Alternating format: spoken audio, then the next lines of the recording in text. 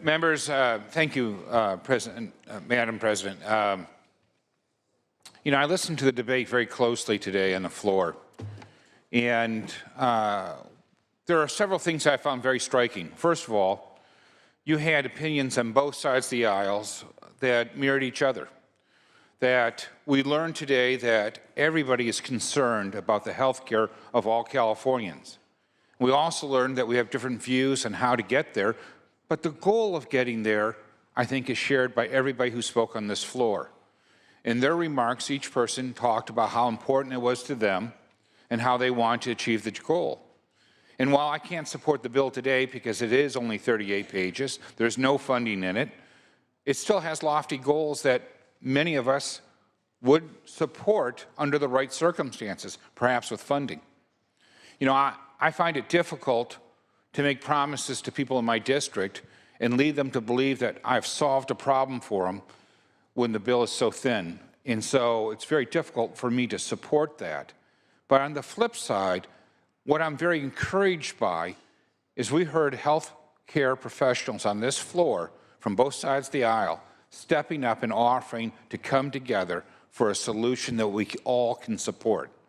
We heard from every member here that they're willing to work hard towards that common goal.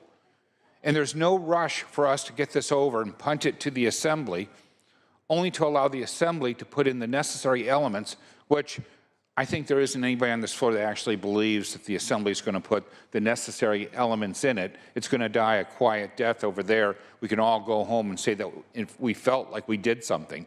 I think what's really more important is that we sit down having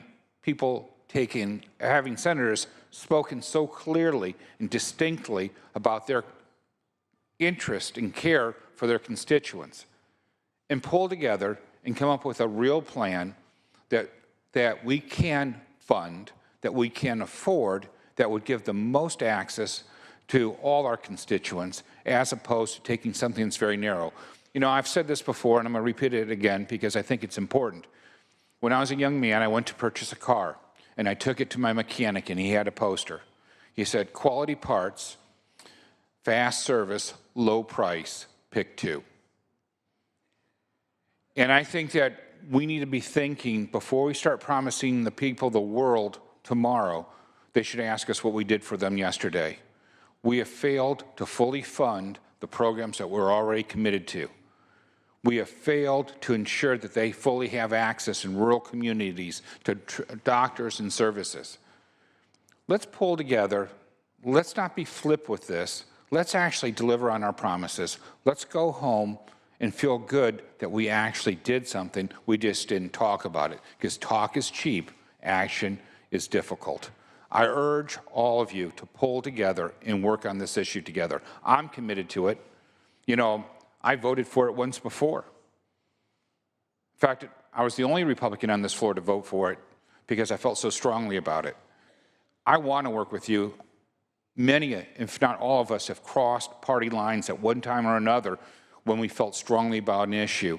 Let's make this that issue that pulls us together, that we don't ramrod something through today that only feels good, it doesn't deliver good.